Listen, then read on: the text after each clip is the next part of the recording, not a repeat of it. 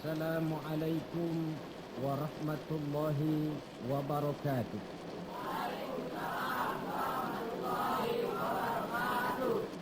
Bismillahirrahmanirrahim. Alhamdulillahi rabbil alamin. Wassalatu wassalamu ala ashrafil anbiya'i wal mursalin, Sayyidina wa maulana Muhammadin wa ala alihi wa ashabihil mujahidin at-tahirin, amma ba'du. Bapak-bapak, ibu-ibu, saudara-saudara kaum muslimin yang berbahagia, sudah bukan merupakan rahasia lagi bahwa kemajuan ilmu pengetahuan dan teknologi modern telah mengantarkan masyarakat manusia kepada menikmati satu bentuk kehidupan yang lebih mudah dan lebih dekat dengan apa yang mereka harapkan. Dengan kemajuan ilmu dan teknologi, dunia telah dirubah oleh manusia seolah-olah dari sebuah daerah yang kosong menjadi kota-kota yang penuh dengan gedung-gedung pencakar langit. Apa yang bagi manusia yang hidup di masa lampau hanya ada dalam idealisme mereka, sekarang ini sudah bukan merupakan rahasia lagi. Orang telah bertandang ke bulan, dan mungkin dalam beberapa tahun yang akan datang mereka akan mendarat pula di planet-planet lainnya. Kekurangan tanah pertanian bisa diatasi dengan merubah gurun pasir yang gersang dan tandus menjadi areal pertanian yang subur. Hujan lokal dapat dibuat. Kekurangan air bisa diatasi dengan penyulingan air laut melalui proses kimiawi. Penyakit-penyakit akan berkurang dan hidup makin dekat kepada apa yang diharapkan. Pertanyaan yang paling mendasar ialah, sudah sampaikah manusia kepada kebahagiaan? Adalah benar, dengan kemajuan ilmu dan teknologinya, manusia mencoba menyingkap tabir rahasia alam ini. Namun tiap kali tabir rahasia itu terbuka, terbentuk pula misteri-misteri baru yang memerlukan jawabannya. Di pihak lain, kemajuan yang diperoleh itu telah melahirkan satu bentuk kehidupan di mana manusia mempunyai satu mitos bahwa seluruh persoalan kehidupan bisa dipecahkan dengan otak manusia. Maka aspek-aspek ketuhanan, mistik dan kerohanian mulai ditinggalkan oleh manusia. Saudara-saudara kaum muslimin yang berbahagia, maka sebagai efek dari kemajuan ilmu dan teknologi itu, kita melihat lahirnya kelompok-kelompok manusia yang otaknya penuh berisi ilmu pengetahuan modern, tapi jiwanya kosong dan hampa, merasa tidak puas dengan ini dan itu, walaupun hidup sudah serba ada dan serba cukup. Akibat lainnya ialah kerusakan terhadap alam. Kita maklum, manusia memulai orientasinya dengan tunduk kepada alam. Pada proses selanjutnya, manusia mulai mengadakan adaptasi, penyesuaian diri dengan alam. Dan selanjutnya, manusia mulai mengadakan eksplorasi, penundukan kepada alam, memanfaatkan alam untuk menunjang kebahagiaan yang mereka dambakan. Akibatnya, penggunaan sumber daya alam yang melampaui batas sering merusak alam itu sendiri.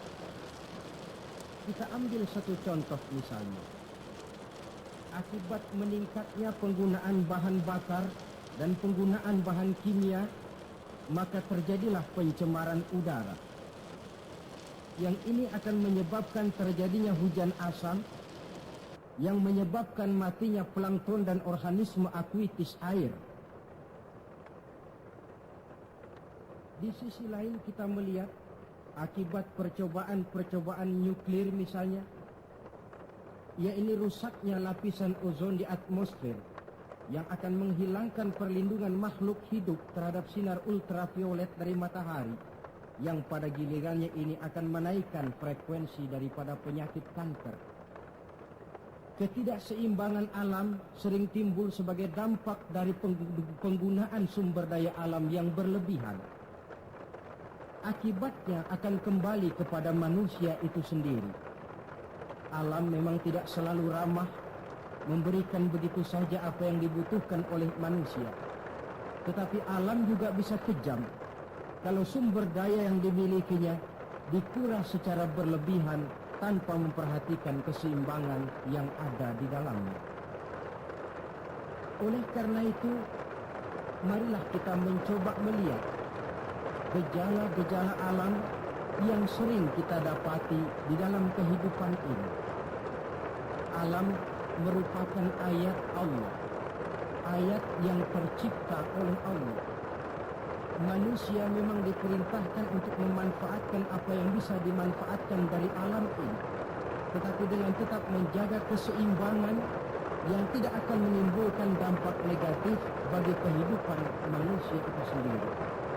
Gejala alam sering tidak bisa dianalisa, tidak bisa dideteksi oleh kemajuan teknologi yang serba canggih ini.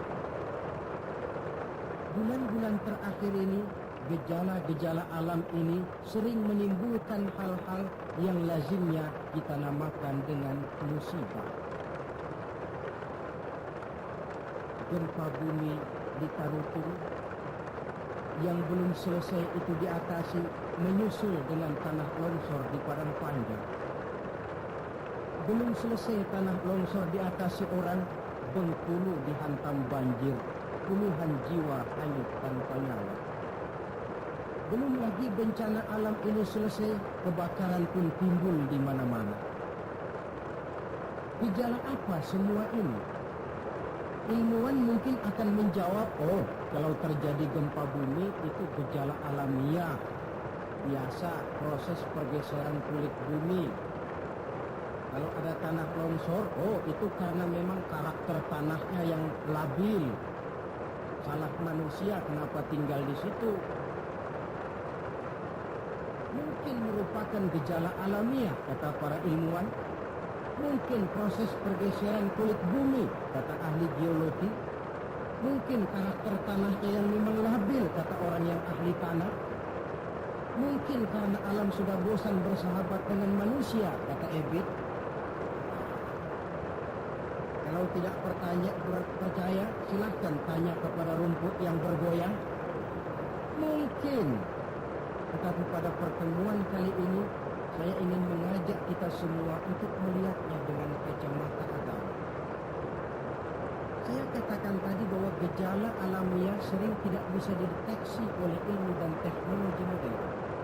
Berbagai macam analisa, berbagai macam kesimpulan diambil orang setelah terjadinya bencana. Sebelum terjadinya bencana tidak ada orang bicara soal itu. Sebelum Tarutung dilanda gempa, tidak ada orang cerita macam-macam. Sebelum Padang Panjang dihantam longsor, tidak ada analisa orang tentang karakter tanah yang labil. Setelah banjir terjadi, gempa melanda, topan bertiup, barulah analisa pun bermacam-macam. Maka pada kesempatan ini kita akan melihat gejala ini dengan kacamata agama. Menurut agama, apapun yang menimpa kita lazimnya dinamakan musibah. Musibah ialah ma asaban nasu min khairin aw syarrin. Apapun saja yang menimpa manusia, baik itu merupakan hal-hal yang positif ataupun yang negatif, itu dinamakan musibah. Sesuatu yang menimpa manusia.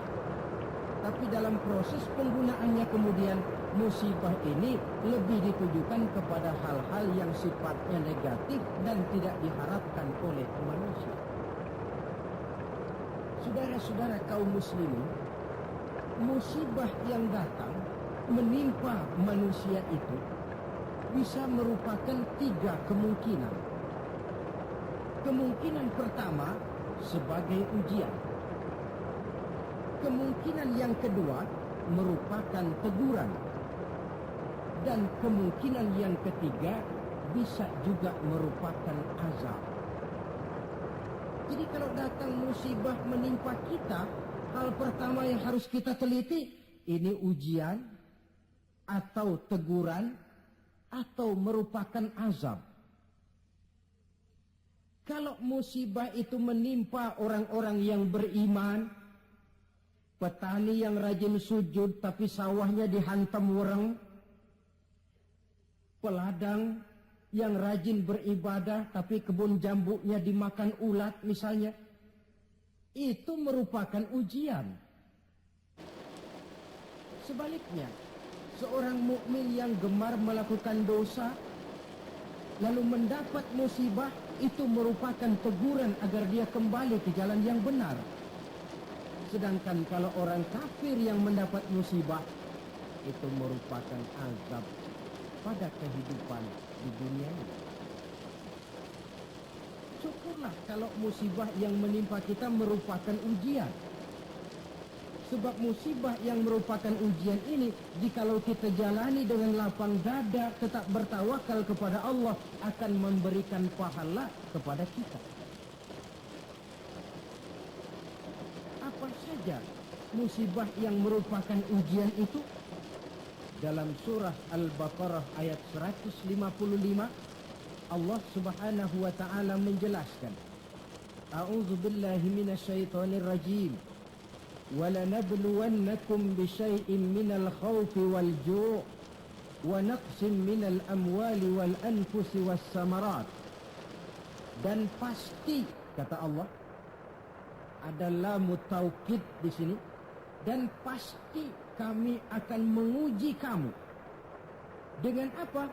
Bisyai'im minal khauf, dengan sebagian kecil dari rasa takut. Rasa takut yang tidak beralasan itu merupakan musibah. Musibah yang ujian buat orang-orang yang beriman. Kadang dalam hidup ini kita dihinggapi rasa takut. Yang kaya takut jatuh miskin. Yang berpangkat berkedudukan tinggi takut kalau jatuh lagi. Takut pensiun. Takut dan paling akhir takut mati. Bisyai'im minal khauf, kami coba, kami uji kamu dengan sebagian kecil daripada rasa takut. Wal ju', dan rasa lapar. Kelaparan yang melanda dunia di Ethiopia misalnya, di Bangladesh misalnya, dan di belahan bumi-bumi lainnya. Timbul pertanyaan, di negara-negara komunis itu jelas orangnya tidak bertuhan semua, tapi jarang yang kedengaran kelaparan. Apa ini? Inilah ujian buat orang-orang yang beriman. Sebagian kecil dari rasa takut dan rasa lapar. Wa naqsim minal amwal, kekurangan harta. Entah kemalingan, entah kebakaran, entah banjir yang menyebabkan rusaknya harta benda, wasamarat, dan kekurangan buah-buahan, panen tidak jadi, musim panas berkepanjangan, orang ngamuk, ulat melanda. Ini merupakan musibah yang ujian. Menghadapi ujian semacam ini, Allah menjelaskan dalam kalimat berikutnya, wabasyiris sabirin, dan gembirakanlah orang-orang yang sabar menghadapi ujian tadi itu. Siapa sih orang yang sabar itu? Dalam pengertian sehari-hari, maaf ya, kita sering salah kaprah dengan sabar ini. Menurut kita yang namanya sabar itu orang yang diem, ayem, ngeglem-glem, gak macem-macem, itu kita sebut sabar.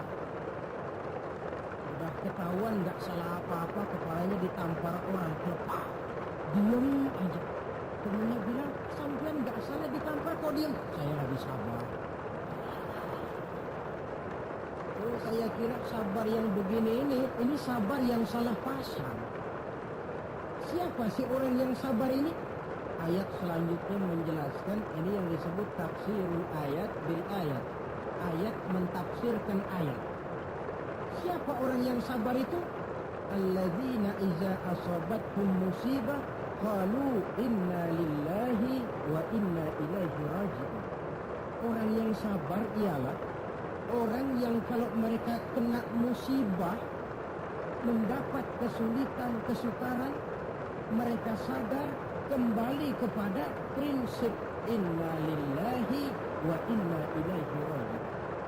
Sesungguhnya kami berasal dari Allah dan sesungguhnya kami akan kembali kepada Allah. Bukan ucapannya, tapi penghayatannya yang terpenting dalam kehidupan.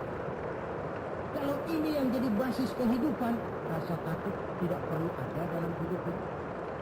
Walaupun kekurangan harta, kekurangan buah-buahan, kena musibah lapar, tidak perlu ada rasa takut. Kenapa? Kita sadar segalanya datang dari Allah, akan kembali menghadap Allah.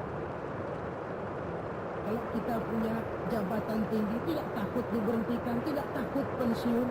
Kenapa? Sadar, dulu pun waktu saya lahir ke dunia, saya nggak bawa jabatan apa-apa. Kalau sekarang harus pensiun atau diberhentikan, inna lillahi wa inna ilaihi raji'un. Terlahir pun ke alam ini, tidak ada saya menyandang pangkat. Dan tidak ada bayi lahir di pundaknya lalu jadi kopral. Tidak ada. Inna lillahi wa inna ilaihi raji'un. Kalau suatu saat dia kehilangan harta yang dicintainya, dia sadar lalu kembali. Dulu pun ketika lahir ke alam ini, tidak ada harta yang saya bawa, telanjang saya lahir ke alam ini. Ini namanya filsafat kehidupan yang paling mendasar. Segalanya datang dari Allah, segalanya akan kembali kepada Allah. Tanpa kesadaran ke arah itu, boleh jadi perasaan takut akan merajai hati kita. Si kaya takut miskin, si pangkat takut jatuh rendah ke bawah, dan selanjutnya. Tapi orang yang sadar segalanya datang dari Allah, segalanya akan kembali kepada Allah, apa yang perlu dirisaukan? Apa yang perlu ditakutkan? Karena basis kehidupannya, dia pasrah. Segala yang saya punya, segala yang saya miliki dalam kehidupan ini, cuma titipan dari Allah, kembali semuanya menghadap kepada Allah. Ma'asyiral muslimin rahimakumullah. Itulah sebabnya seorang muslim setiap mendapat musibah, dia harus mengucapkan inna lillahi wa inna ilaihi raji'un. Jangan makan kita ini inna lillahi kalau ada orang mati juga. Sampai dulu dalam satu pengajian, orang kiai tanya santrinya, kemana si fulan tidak datang? Kata temannya, si fulan sakit kiai. Kata kiai, inna lillahi wa inna ilaihi raji'un. Temennya nyaut, kiai belum mati dia.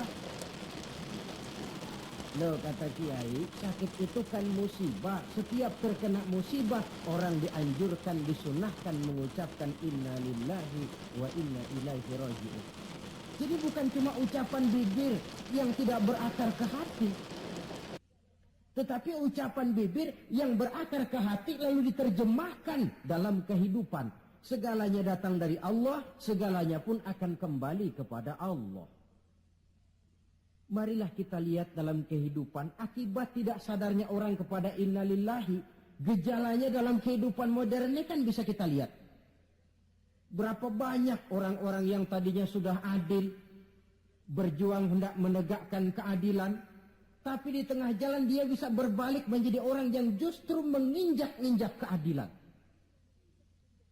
Berapa banyak orang-orang yang tadinya sudah benar, ingin memperjuangkan kebenaran, di tengah jalan berbalik menjadi orang yang hanya mau benar sendirian, walaupun tidak benar bagi orang lain. Dan berapa banyak orang-orang yang tadinya sudah rela mengorbankan kepentingan pribadi demi kepentingan orang banyak, tapi di tengah jalan dia berbalik menjadi orang yang tidak segan-segan mengorbankan kepentingan orang banyak demi kepentingan pribadi, keluarga, dan golongannya saja.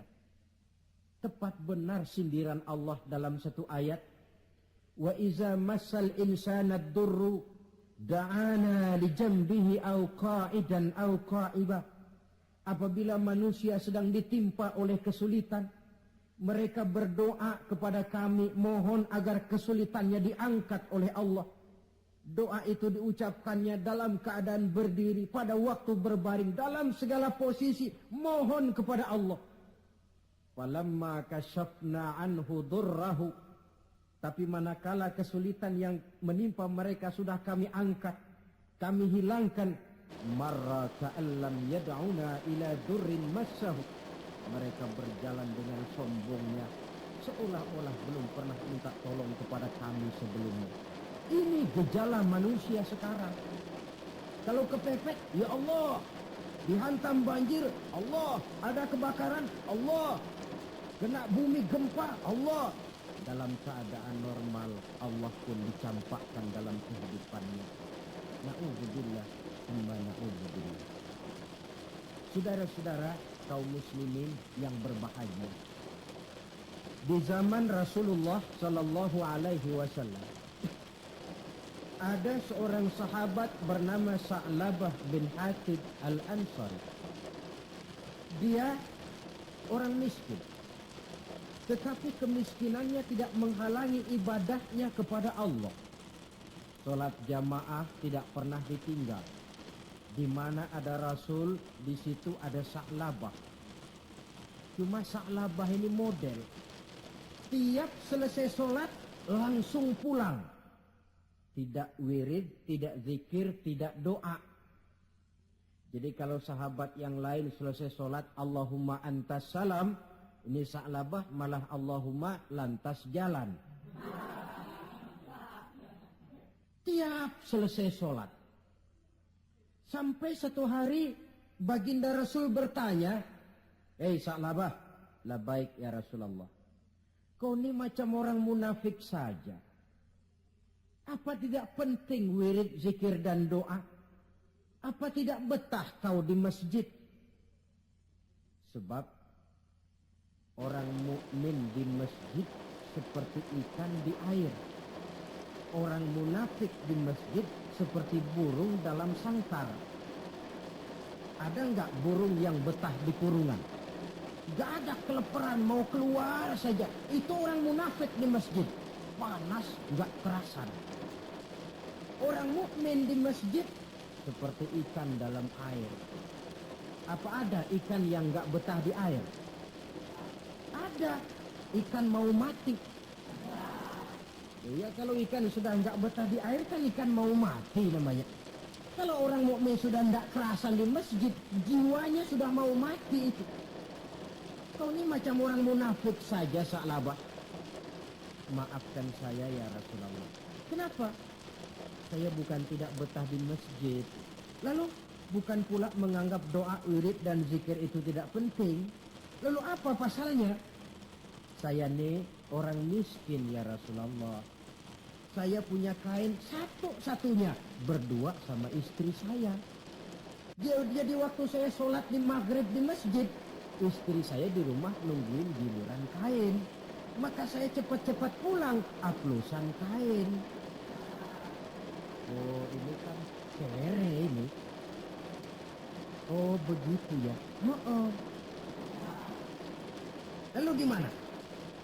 Sekarang gini saja ya Rasul, ini sudah kadang ditanya. Kemarin-marin saya mau minta sendiri, malu. Ini sudah kadang ditanya lah, saya berani. Gimana? Tuankan Rasul. Lalu, namanya Rasul kan doanya jarang meleset. Jadi, tolonglah doakan kepada Allah supaya saya jadi orang kaya.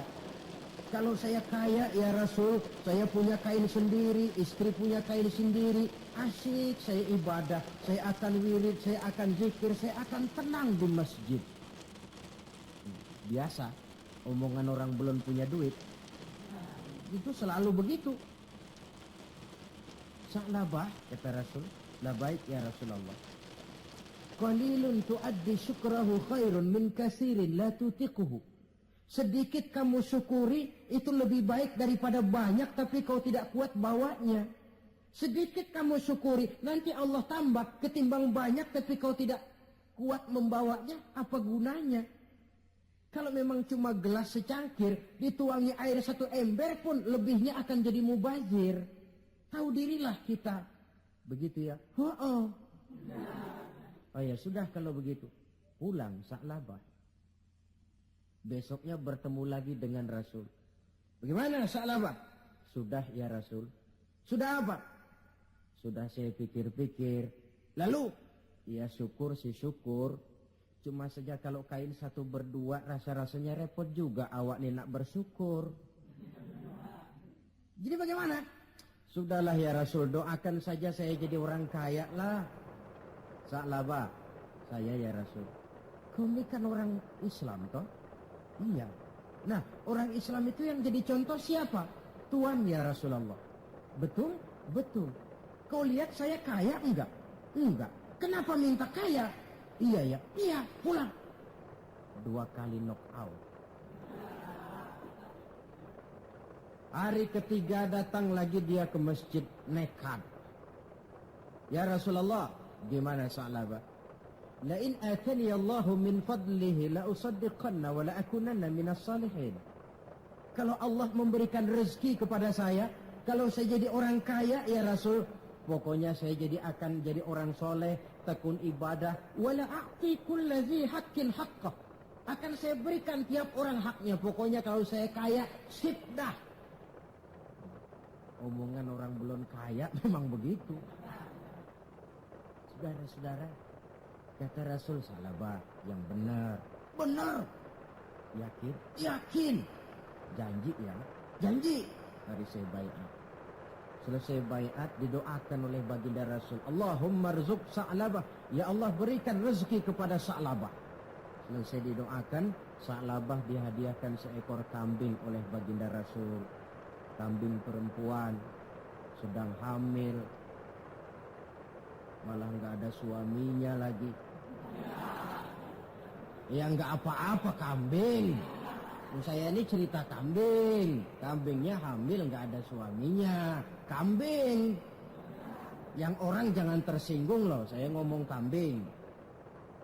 Sa'labah, kau bawa pulang kambing ini. Kau pelihara. Mudah-mudahan membawa berkah. Baik ya Rasul. Dibawa pulangnya kambing itu dirawatnya baik-baik. Lalu lahiran kambing 1 jadi 2, 2 jadi 3, 3 lahir lagi jadi 5, 5 jadi 7, 7 jadi 10, 10 jadi 15. Makin lama makin banyak kambingnya, makin sibuk. Datang sholat mulai terlambat. Kalau tadinya belum azan sudah datang ke masjid, sekarang sudah komat baru nongol. Lambat laun sholat 5 waktu tidak kelihatan di masjid. Kelihatan cuma Jumat saja. Itu pun kalau khatib sudah naik mimbar dia baru datang. Rasul bertanya, kemana Sa'labah? Sibuk ya Rasul, kambingnya makin banyak sekarang, ngembalanya keluar kota. Ya wailah Sa'labah. Aduh, kasihan Sa'labah. Aduh, celaka Sa'labah. Sampai Jumat pun tidak kelihatan di masjid. Kelihatan paling-paling cuma Idul Fitri sama Idul Adha. Salat tahunan. Kemudian sampai waktunya di mana umat Islam diwajibkan membayar zakat. Rasul mengutus utusan datangi Sa'labah minta zakatnya. Ketika didatangi ini, Sa'labah berkata, "Ma hadhihi illal jizyah." Ini jizyah. Saya tidak wajib zakat. 2 kali sampai 3 kali dia tidak mau bayar zakatnya. Kata Rasul, cukup. Jangan didatangi lagi. Kemudian turunlah ayat, "Wa minhum man ahadallaha la in atani Allahu min fadlihi la usaddiqanna wa la akunanna minas shalihin." Di antara mereka ada yang berjanji kepada Allah, kalau diberikan rezeki akan bersedekah dan akan jadi orang baik-baik. Tapi setelah diberikan rezeki mereka berpaling dan lupa dengan janjinya. Ayat ini disampaikan orang kepada Sa'labah. Sa'labah baru saja turun ayat bunyinya begini-begini. Rasanya ayat ini menjadi sampean. Enggak. Tapi siapa lagi yang punya mental macam ini? Dia sadar. Cepat-cepat dia datang menghadap baginda Nabi, hendak bayar zakat. Kata Rasul, cukup Sa'labah. 3 kali utusanku datang, kau tidak mau bayar, sekarang bawa pulang lagi. Sampai Rasul wafat. akhirnya Sa'labah mengalami kebangkrutan di zaman Sayyidina Utsman. Tengoklah riwayat Sa'labah ini. Ketika diuji dengan kemiskinan, dia lulus. Rajin ibadah, dekat dengan Rasul. Tapi ketika diuji dengan kekayaan, dia lupa diri dan jatuh menjadi orang yang bakhil. Saudara-saudara, itulah sebabnya kita berharap mudah-mudahan bencana yang menimpa bangsa kita akhir-akhir ini, entah itu merupakan gempa di Tarutung, tanah longsor di Padang Panjang, banjir di Bengkulu, kebakaran di Pasar Mercubuana, Medan, kebakaran di Pasar Anyar, Bogor. Kita berharap itu merupakan ujian saja. Ujian yang harus kita terima dengan sikap mental inna lillah wa inna ilaihi raji'un. Segalanya datang dari Allah, kembali kepada Allah. Lalu apa manusia ini?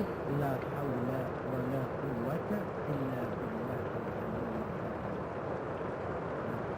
Ini musibah pertama. Musibah merupakan ujian. Yang kedua, ada musibah itu yang merupakan teguran dari Allah.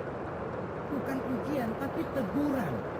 Yang namanya ditegur, tentu karena orang lalai, lupa diri, lengah, sehingga perlu ditegur. Dalam surah Ar-Rum ayat 41, Allah menjelaskan, Zaharul fasadu fil barri wal bahri bima kasabat aydin nas. Telah bertebaran kerusakan di daratan dan di lautan dari sebab ulah tangan-tangan manusia. Yuziquhum ba'dallazi 'amilu la'allahum yarji'un. Agar Allah memberikan kepada mereka sebagian daripada balasan akibat ulah tangan mereka sendiri. Mudah-mudahan dengan balasan dan teguran-teguran ini mereka kembali sadar, ingat diri dan bertaubat kepada Allah Subhanahu wa ta'ala. Telah bertebaran kerusakan di daratan dan di lautan dari sebab ulah tingkah pola tangan manusia. Di awal tadi sudah saya coba jelaskan sepintas. Kemajuan ilmu dan teknologi modern ternyata tidak selamanya punya dampak positif. Juga dia punya dampak negatif yang berakibat kepada kehidupan manusia sendiri. Satu contoh misalnya, sekarang ini kan orang mulai membuat apa yang disebut dengan rumah kaca. Kalau saudara berjalan melihat bangunan-bangunan tinggi, kan sudah ada yang seolah-olah semuanya ditutup dengan kaca. Memang di lain pihak akan mengurangi penggunaan sumber daya alam yang baku, tapi di lain pihak rumah kaca ini akan menaikkan suhu udara. Akibatnya permukaan air laut akan naik karena mengembangnya air laut. Dan jangka panjangnya melelehnya es di kutub. Akibatnya kota-kota yang berada di pantai-pantai yang rendah banyak mengalami erosi dan pencemaran air. Misalnya Jakarta, Bangkok, New York. Tahu New York? Pernah ke New York? Ke New York belum pernah? Sama.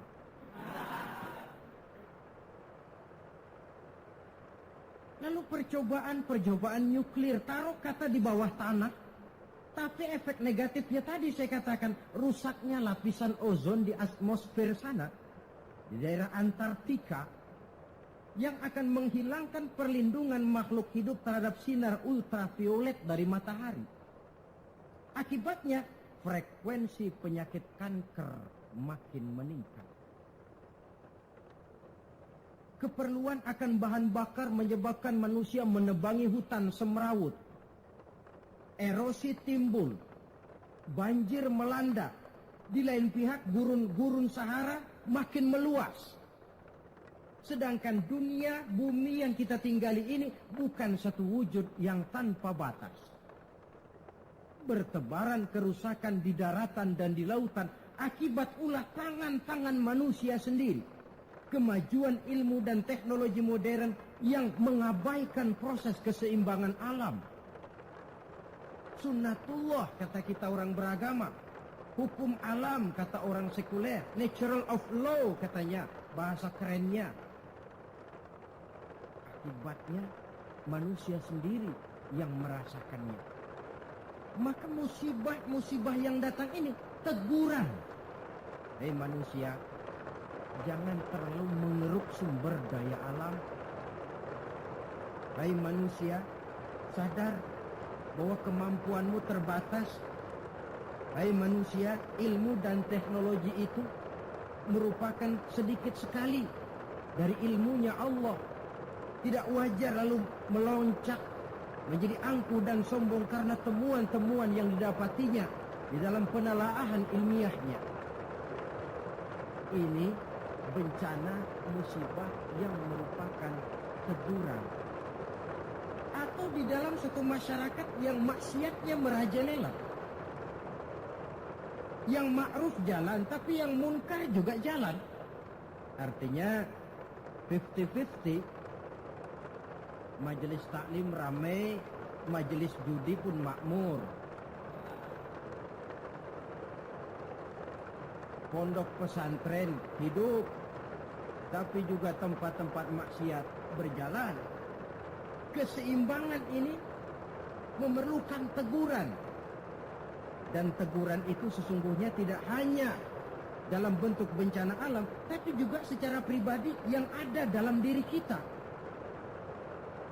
Kalau kulit mulai keriput, teguran itu, awas kereta mau berangkat. Jangan tua-tua keladi nak, makin tua makin menjadi. Sadarlah diri. Kalau uban sudah bertabur, kalau pandangan sudah lamur, kalau pendengaran sudah kabur, kalau makan pun cuma kuat makan bubur, tandalah tuh sudah dekat ke lubang. Awas kereta mau berangkat. Teguran yang datang menimpa diri dalam bentuk yang luas yang merupakan bencana alam, musibah dan sebagainya. Ini bentuk yang kedua. Bencana merupakan teguran. Bentuk yang ketiga, ada bencana itu, musibah itu yang merupakan azab dari Allah. Dalam surah Ali Imran ayat 112 Allah Subhanahu wa taala menjelaskan, "Duribat alaihimu dhillatu aynama thuqifu." Dimanapun mereka berada, mereka akan ditimpa oleh kehinaan. Illa bihablim minallah wa hablim minan nas. Kecuali mereka yang teguh berpegang dengan tali Allah, agama ini, wa hablim minan nas, dan tali hidup bermasyarakat. Wa ba'u bighadabim minallah. Mereka akan mendapat murka dari Allah. Wa duribat alaihimul maskana. Juga ditimpakan kehinaan dan kerendahan kepada mereka. Apa penyebabnya? Dzalika bi'annahum kanu yakfuruna biayatillah wa yaqtuluna al-anbiya'a bighairi haqq. Dzalika bima 'asaw wa kanu ya'tadun.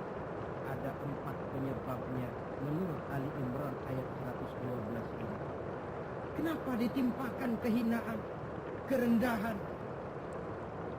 Lahir di tengah negara Katulistiwa, bagaikan jamrut mutiara, daerahnya subur makmur, hijau ranau, gemah ripah loh jenawi.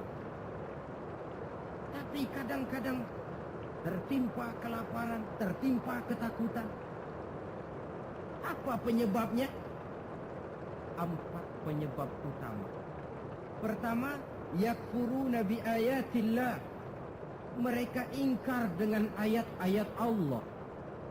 Baik ayat yang terucap oleh Allah yang kita namakan wahyu, Al-Quran, atau ayat yang tercipta oleh Allah, alam ini. Mereka ingkar, mereka ambil manfaat dari alam, mereka kuras alam, tapi mereka tidak pernah syukur kepada Sang Pencipta alam. Kalau bahasa kasarnya kira-kira Tuhan kan jengkel.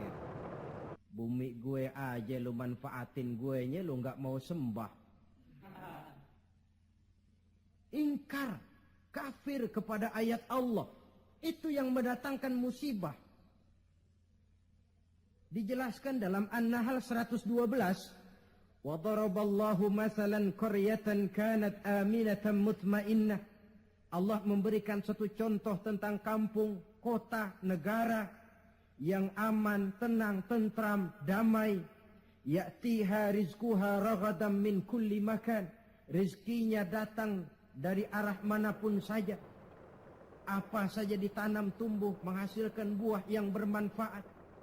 Air mengalir dengan jernih. Sawah terhampar luas hijau menguning.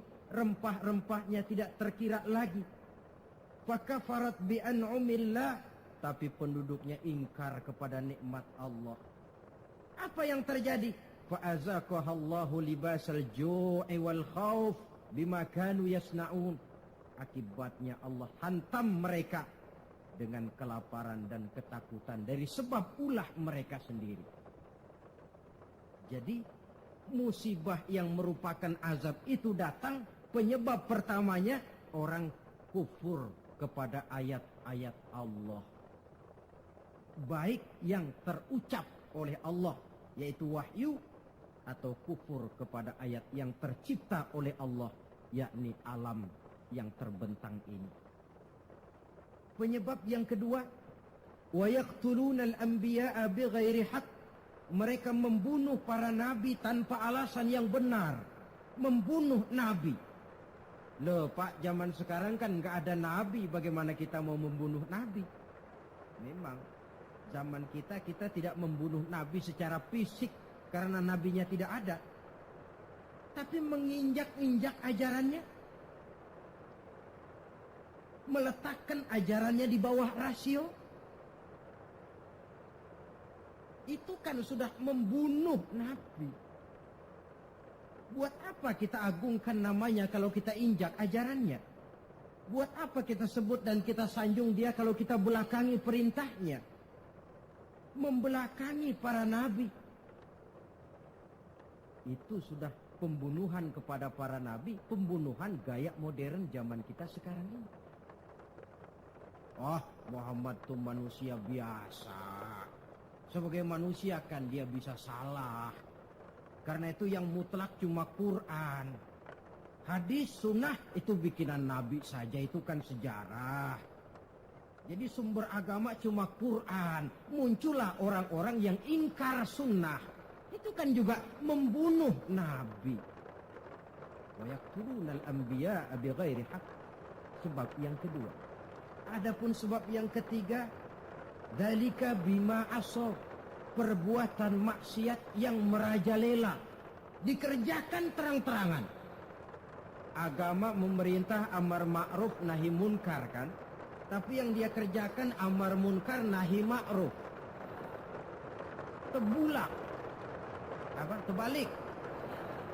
Amar munkar nahi ma'ruf, yang munkar malah dianjurkan, yang ma'ruf yang baik-baik malah dicegah. Yang munkar dianjurkan, bahkan diberikan iming-iming akan mendapat hadiah sekian ratus juta, akan ini akan itu. Yang munkar diiming-iming, yang ma'ruf malah dihalang-halangi. Pengajian sulit, dakwah kadang-kadang mengalami posisi yang tidak diharapkan. Akibatnya, ya prinsip yang terbalik namanya amar munkar, nahi ma'ruf. Yang munkar diperintah, yang ma'ruf malah dicegah.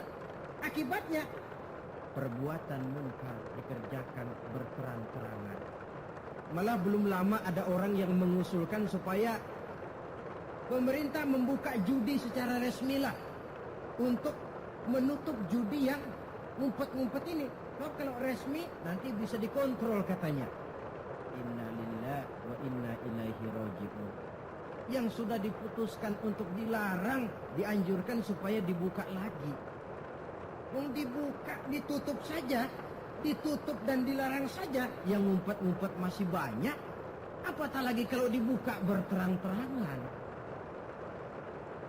Judi kronis, mabuk jadi kebanggaan, perbuatan zina sudah cerita harian. Malah yang aneh bin ajaib kadang-kadang terjadi sedarah sendiri. Ada bapak melalap anak kandungnya, ada anak kandung tidur sama ibunya. Kalau tidur biasa wajar, ini tidur-tidur. Allah, perbuatan maksiat yang merajalela mengundang azab. Yang keempat, penyebab yang keempat, wa kanu ya'tadun. Mereka benar-benar telah melampaui batas. Yang kaya melampaui batas, menumpuk kekayaannya. Beli gunung, beli laut, beli langit kalau bisa. Ya'tadun, perbuatan yang melampaui batas. Nah, yang kita khawatir, kalau musibah yang menimpa ini merupakan azab, tinggal kita introspeksi dan mawas diri saja. Saya mendapat kesulitan, musibah ini kira-kira ujian, teguran, atau azab. Kalau musibah menimpa orang kafir, azab. Kalau dia menimpa orang baik-baik, ujian. Kalau dia menimpa orang baik yang berbuat dosa, teguran.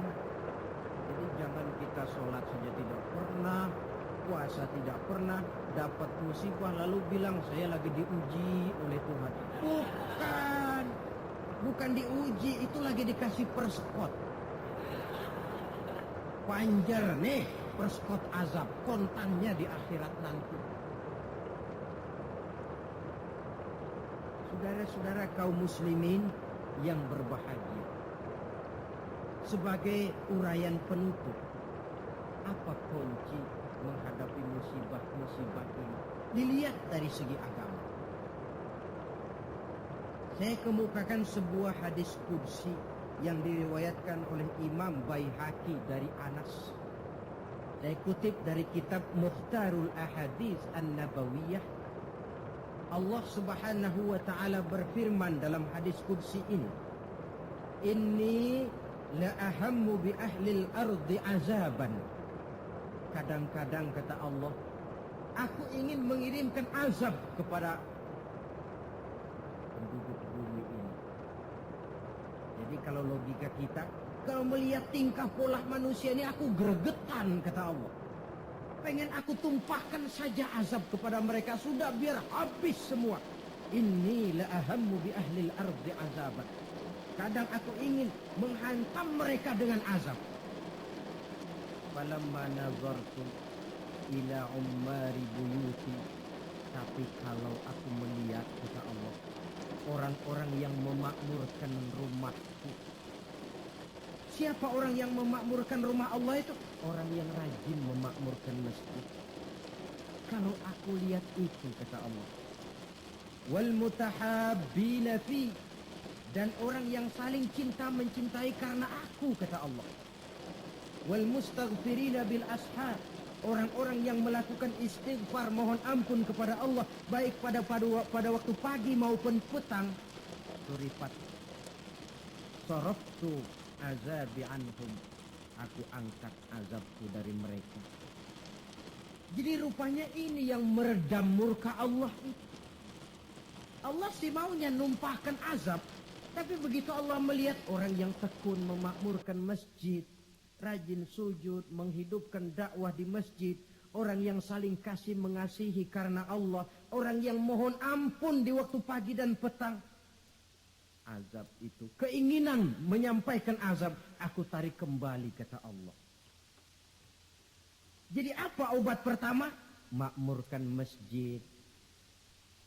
Jangan sebaliknya. Kalau orang sudah lebih penuh ke gedung bioskop daripada ke masjid,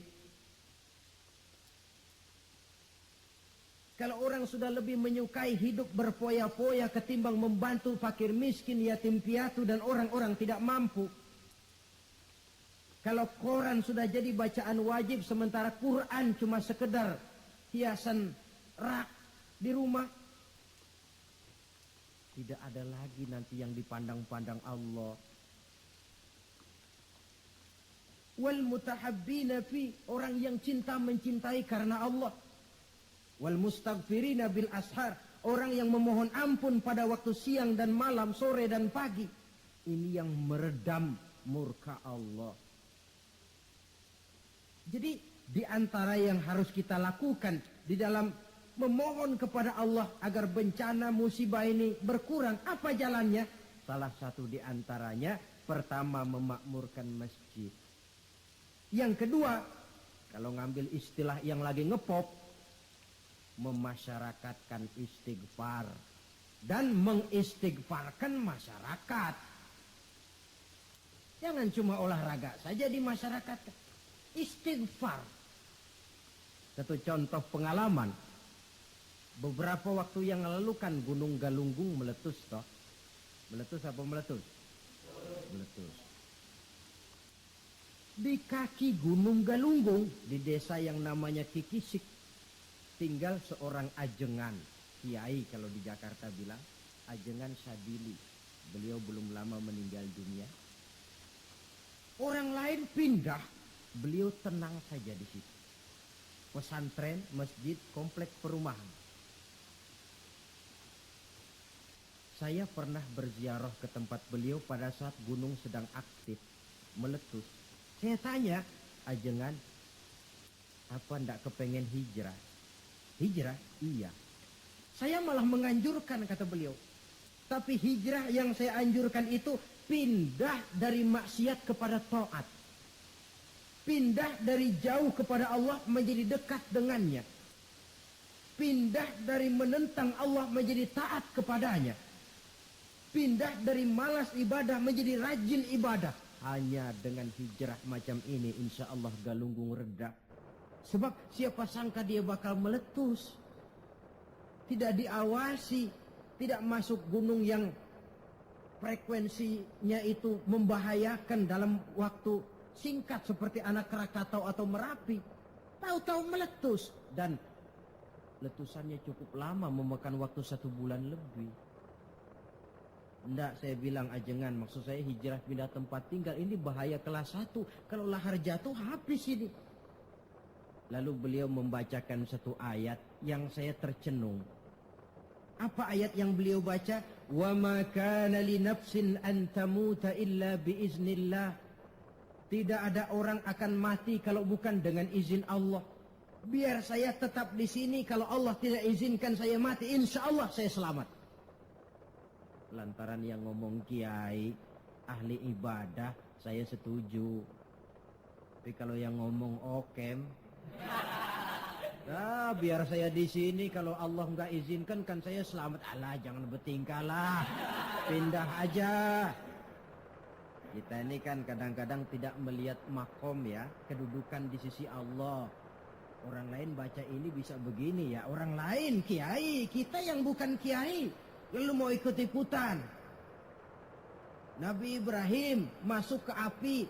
Lalu ada ayat, ya narukuni bardan wassalaman ala Ibrahim. Hei api dingin, kamu selamatkan Ibrahim. Nabi Ibrahim, ya selamat. Api dingin. Lalu kita masuk ke api baca ayat tadi, mateng.